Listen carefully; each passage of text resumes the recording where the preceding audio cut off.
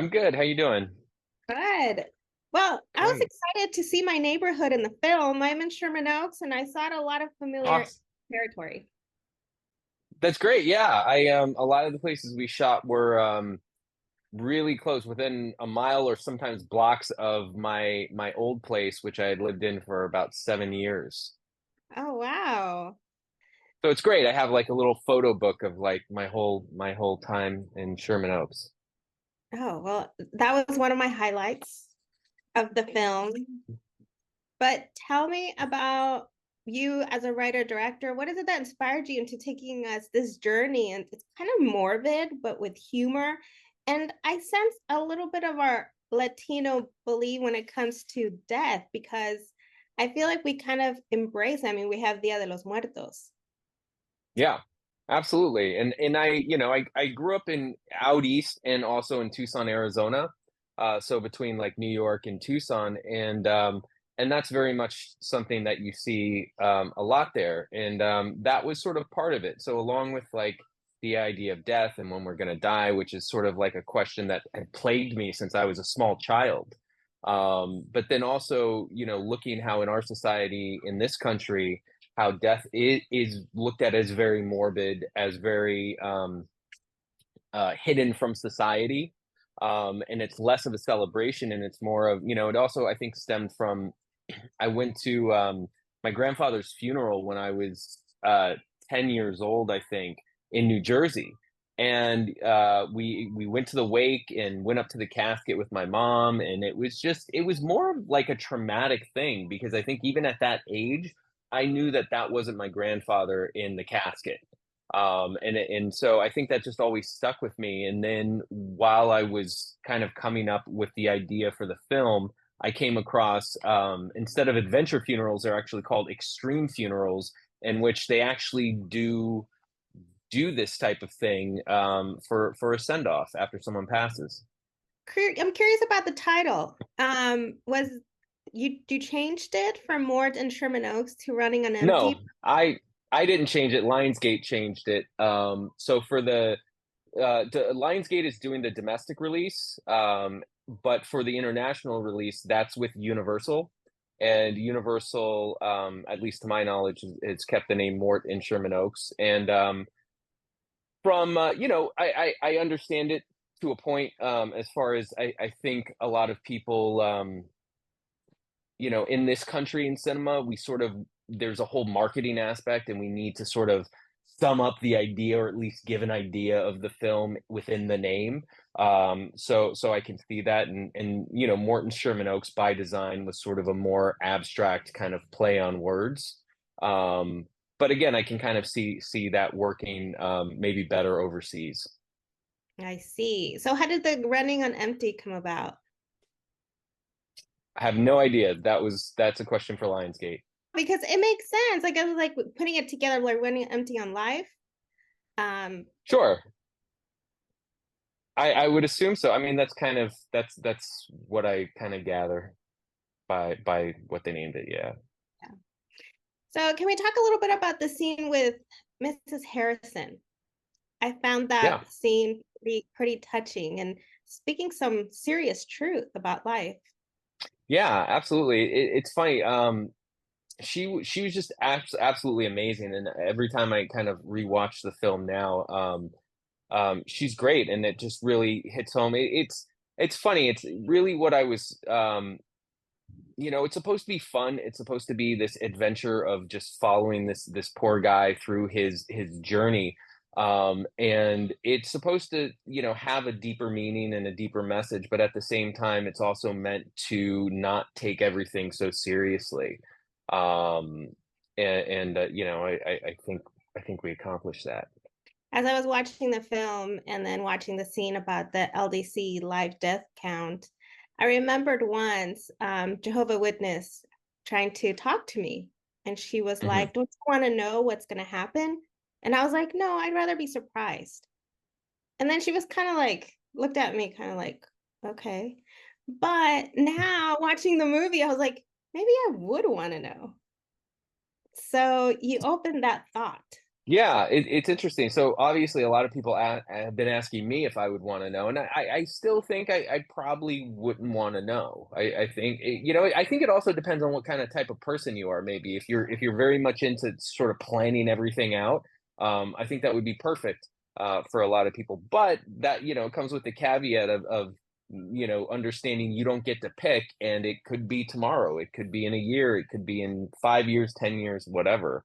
But for me personally, I think I'd still rather not know. I agree. I mean, I feel like we already live on a calendar, on a schedule. So why would we want to live life for the rest of our life on a schedule?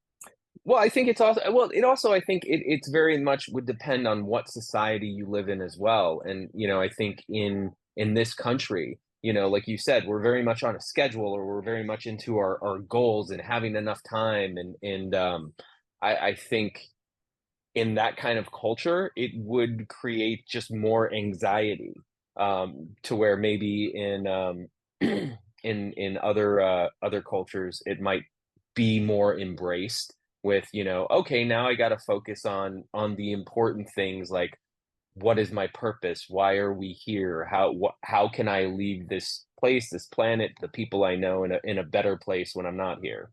And let's talk about the cast and finding the right Mort, because it must have been, what was it about him? Because he was a lovable character, but at the same time, a bit of an outsider, Hmm. tuner.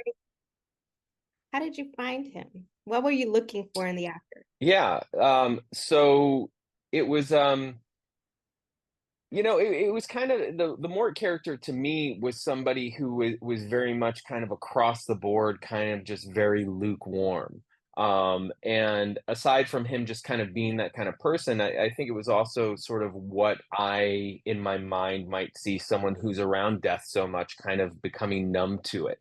And so even when he finds out, and within the film, in that society, it's kind of been around, I think, long enough to where it's kind of a common practice. If you go to find out, you find out, and it's more accepted than it would be now, I think. But having him be a mortician on top of that, and having him being around death so much, it was kind of more meant, he's sort of tepid in a way that he reacts to everything, even before he finds out. I'm pretty ecstatic about this adventure funeral parlor. And I'm just like, that's awesome. That's awesome because we live life afraid.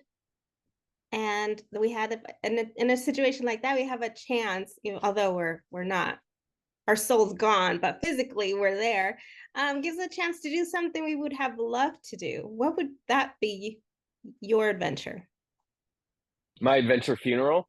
Mhm. I don't. It could be something that's similar to. I don't know if you've noticed, but I do have a cameo, very small cameo in the film, and it's credited as deceased film critic, and it's when Lucy Hale asks if he has any pictures while they're at the dating service, and Keir hands her his phone, and she's looking through, and I'm essentially sitting with 3D glasses on with my hand in some popcorn, looking like I'm watching a movie. So maybe it would be something like that. That's awesome. In the Yeah. film, you have one where I would have liked to do, because I think she was like hanging, like skydiving, Yeah, it was parasailing. parasailing. I'm afraid of heights. Just talking about it, my hands are already getting sweaty. So that would be my thing, to be able to skydive. Yeah, finally, after, since you didn't get to do it in life, and you wouldn't have to worry about being physically scared of heights after you pass away. What kind of conversations are you hoping this comes out of families? Because it happens. We start talking about life, like right now, me thinking Sure. about something I'm never going to do in my lifetime, but within a joyful kind of conversation.